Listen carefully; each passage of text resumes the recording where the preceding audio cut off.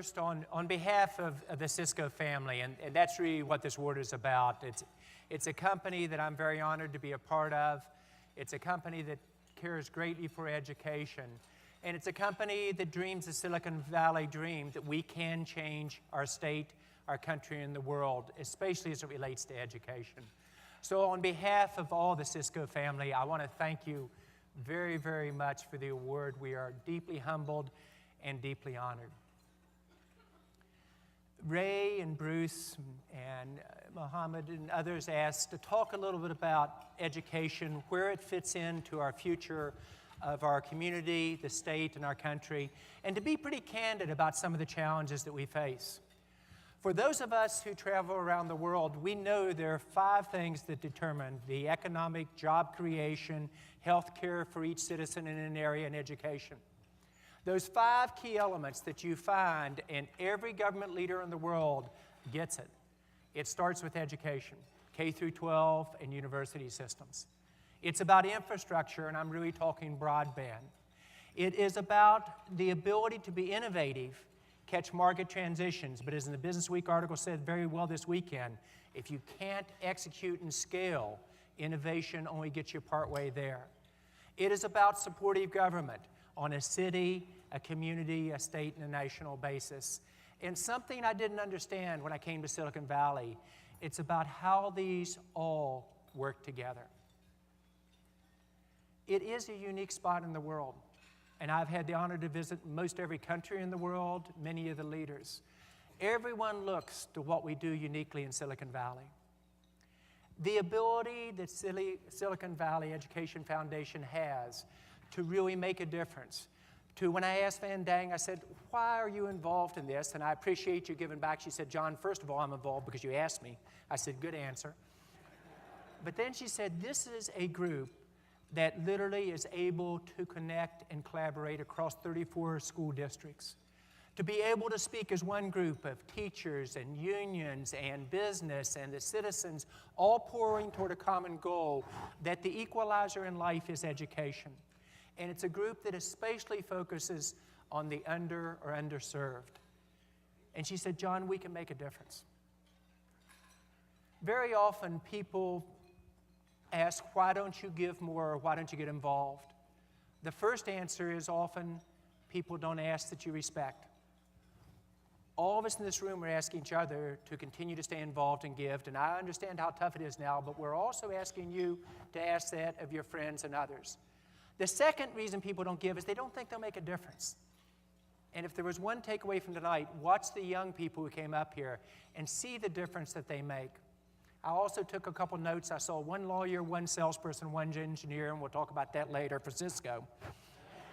But it is the ability, when you give a person an education, that's something you can never take away from them in life. And my parents early on, who were both doctors, taught me that the equalizer in life was education. The second equalizer, however, is technology, how you do that. I come from a state of West Virginia. It was one of the top states in terms of income, education, etc., in the United States. And yet we let our education system and underestimated the importance of how employees and business all work together toward a common goal. And once you lose something, often you don't realize what you have until you try to get it back. Last week, I had the honor of being in Massachusetts.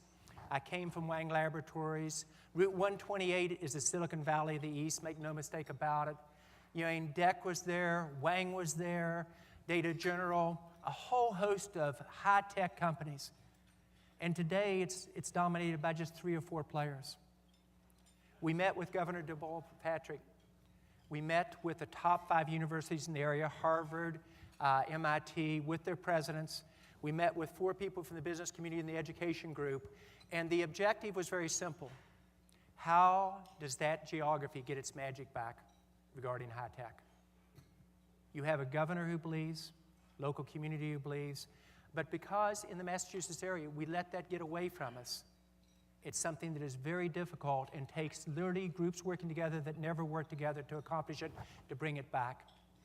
Silicon Valley isn't just an area that we give back. It's an area that knows how to dream together. And more importantly than dreams, we know how to make dreams come true. We may not always agree on issues, and I think that's part of the great thing about our country. But we are able to say one thing we do agree on is a great education for every person in this country. And we have to realize our education system is in trouble. We're not preparing our students to have the standard of living that we had. And we've got to say, how do we work together across groups, not with just making incremental difference, but have the courage to take innovation and do what we do best. We know how to innovate, we know how to scale, and we know how to replicate. And I want to challenge us, not to just say, let's feel like we're making a difference and be proud as we should of the accomplishments we saw tonight, but to say, let's do what Silicon Valley does best. Let's dream in terms of what's capable. Silicon Valley Education Foundation, it is unique. With the foundation of many of the groups working on families that have been here before, toward a common goal, and individuals who are fortunate enough to migrate here from within our country and outside our country to make a difference. But I'm going to challenge us. I think we can make a lot more difference. Very often, you say, well, corporate social responsibility, that's very important. But during tough times, without meaning to, we take a step back from that. And I want to just challenge us that corporate social responsibility is what makes a difference. I understood the concept coming from the East Coast, but it wasn't until I came out here, and with a company at that time of about 400 people and 70 million in sales, I called up Lou Platt from HP.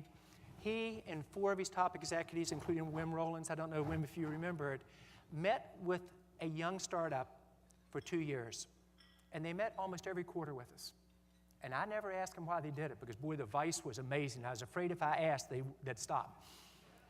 And finally, after 2 years, I said, why did you do this? Because by that time, we were on a roll. We were headed into pretty good territory. And Lou looked at me and he said, John, it's the Silicon Valley way. I didn't entirely understand that. So I asked the follow-on question. I said to Lou and Wim, what can I do to give back to HP to make a difference? And they looked right in the eye of our management team, and they said, do this for the next generation, to give back. That's just what makes this valley great. It is the ability to do this in scale. And so as we think about our challenges for this next year, let's think about how we do it in scale.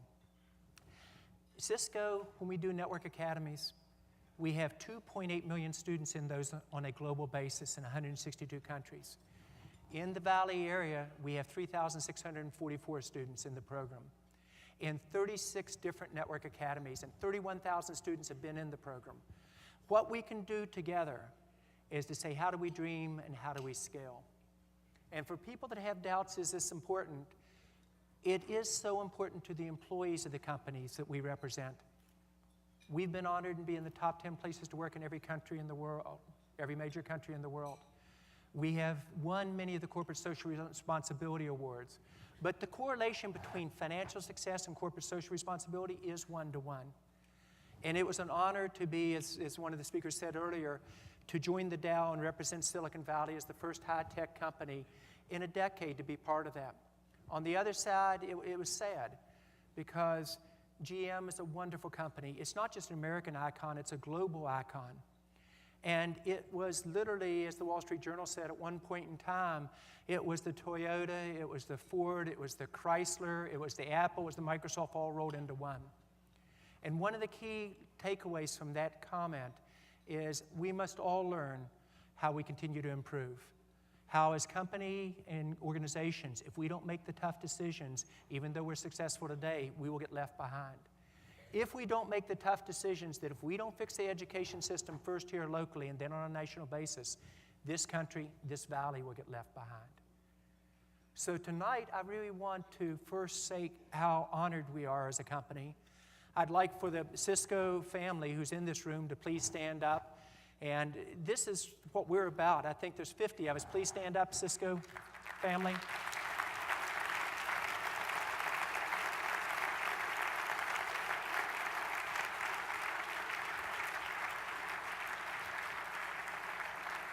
I'd like to tell you they're here to say nice things about the leader, but once you know our culture, you know that's not the case.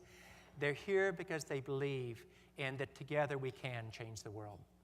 But we have to start local. We have to have the courage not to make incremental steps, but to dream what is possible. And so tonight, on behalf of all of us here in Silicon Valley, whether we're teachers who give every day back to the community, superintendents within the area, members of the local government, state government, or national government, we've got to think more out of the box, to take what we're best at here in Silicon Valley, which is innovation, but understand innovation without operational excellence just doesn't get it done. So I'm going to challenge us to do both. I want to thank you for taking an evening of your time this evening. It's an honor to be part of Silicon Valley and part of the future of this area, but it's also an honor and an obligation that the most successful must give back and say, how do we change this together? So on behalf of the Cisco family, thank you very much.